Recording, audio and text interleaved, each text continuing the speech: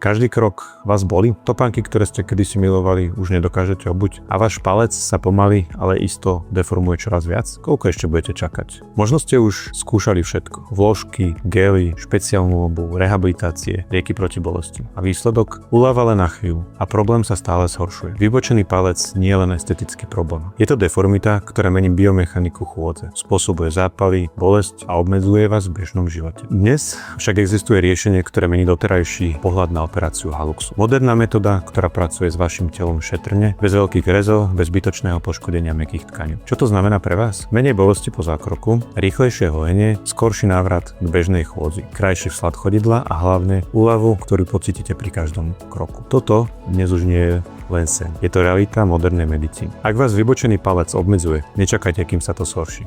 Objednajte sa na konzultáciu a zistite, či je miniinvazívna operácia vhodná práve pre vás.